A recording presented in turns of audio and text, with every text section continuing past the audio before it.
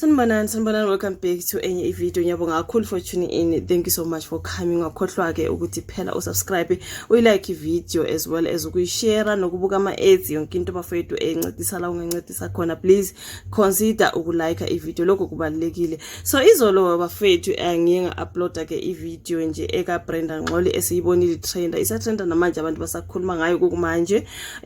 uBrenda Ngcoli ekwenye nje situation edabukisayo uxabene noma wakhe usekhaya laphana. We know uBrenda bafethu, uBrenda uyi-actress ungumlingisi oyaziwayo odumile futhi we've watched uBrenda Ngcoli kudala nakudala ngesuku zabo Home Affairs. I know usedlale nje ey'torini eziningi including The Queen yaka Connie Ferguson and all that bafethu siyamazi uBrenda.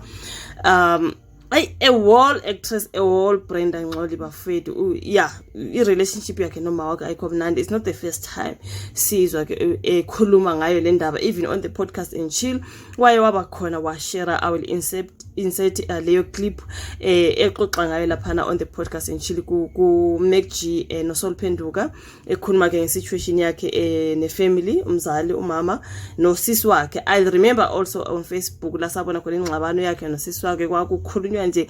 It was just a whole fight and uBrenda ukhuluma ukuthi uyakhile lo amuzi wakubo. We know she's been working. I think she's the one who's been working njengoba engumlingisi nje ubesebenzela ukusiza ekhaya renovate umuzi esakhe esenzana. Kunala khuluma khona ngezifuyo, ekhuluma ngebhokhwe zakhe, ekhuluma nganani angazi wayithenga lezo zinto esebenza. I think mhlambe uthi zikuphi azisekho zayapi akazi. I think mhlambe angazi bezidayiswa noma bezithiwani into zakhe lezi kade ezisebenzela umuzi wa renovate. Uthi yonke into I think nguyena osebenzile kanzima ke, kodwa ngathi ukwabona la kuma usebenzile wasebenzile ekhaya wakha waqeda wenzani uthi umhla ungasenawo amandla, akasena ama-gigs, akaqashiwe ndawo ekhaya sebemtreat ngalendlela abasamfuni. That's what she once said before, ukuthi abasamfuni lapha ekhaya kodwa enguye osebenzile amandla wakhe wonke alaphiyana yonke into.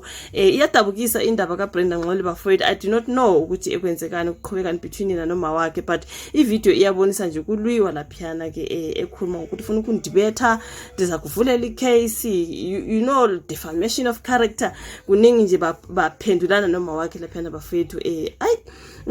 Angazi ukuthi what is that one, kodwa ke ibuhlungu le nto bafethu. Engakusho ukuthi kulesimo sika Brenda Ngcoli, I'm sure abanye bethu siyafunda ukuthi umusa sebenza wakhe umuzi wakini ushintshe mangabe kukhona la kumele ushintshe khona, urenovate wenzeni.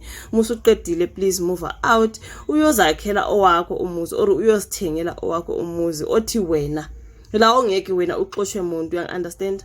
I think that's what mina I'm learning. Ngirenovate nje ekhaya ngakhe ngiqede, mase ngisizile umndeni bese ngiyaphuma ngiyozithengela okungokwami, ngiyozenzela okungokwami. La ngeke ngithi mase nginenkinga engasafuneki ekhaya sengiswela indawo yokulala sengithini kodwa yimi engisebenzile ngakha lo muzi wabanje. You know what I mean? Better have your own pause la uzoziyela khona nje ungabangiswa umuntu. That's what I'm learning from a situation ka Brenda Ngcoli, ngoba manje nangiya usekhaya laphana, we've heard ukuthi she's unemployed and kodwa wakhile umzi, uthengile izinto esasebenza besenza konke ma-esho. Siyambona la ku podcast and chill, she mentioned it. Ngathi angazi akasafuneki after angazi bafethu kuningi. Angeke ngiphawule ngigcwalise, but ngikhuluma ngezinto engizibonayo nangezinto azisho yena on that particular fight esayibona ka Facebook no sisi wakhe and also ka podcast and chill. Wayekhulumile ngalezo zinto. So baningi abantu abathi hayi Brenda wayungaphumi lapho uyohlala samoya, wawungazenzelo kwakho. I think usakhala ngamandla akho Brenda ukuthi nguye umuzi lo ya unje ya uyena, into ezikanjalo esazizwa. Ngimi bengizoshiya noma kunjalo, amandla omuntu awapheli bafethu, ngiyozamela something else.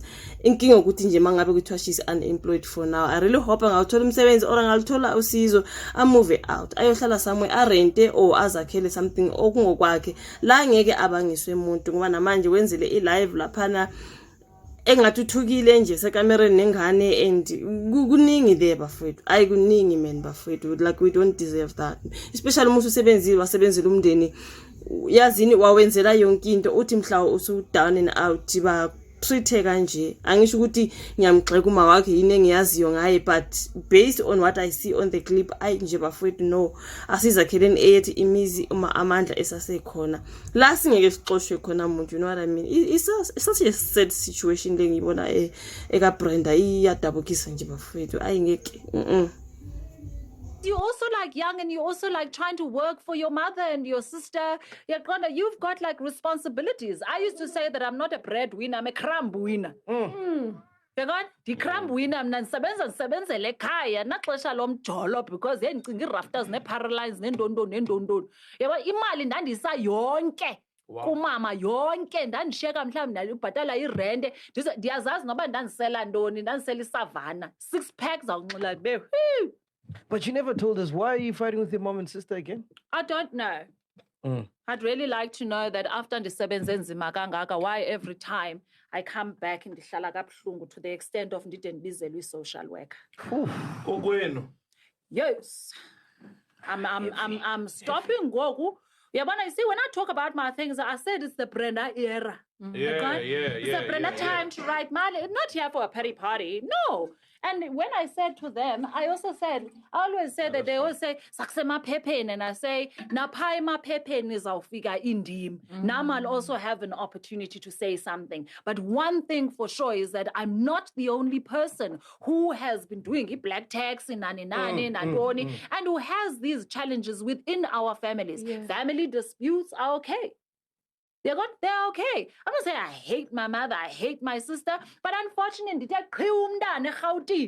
whereas kukumzenda ndiwakhile. They're gone. Kuthe ndithe qhi umntana eRhawutini, kodwa ngelo xesha bendisebenzile. Igusha zami neebhokhwe zami kuthe ndingazazi kodwa bendisebenzile. Athi ntoni mantombazana? Into zofaka indwala ezi. Yaqona? But xa ufamous, yaqona? Bakhona lantu ba you get backed up into a corner. Saksema Pepe.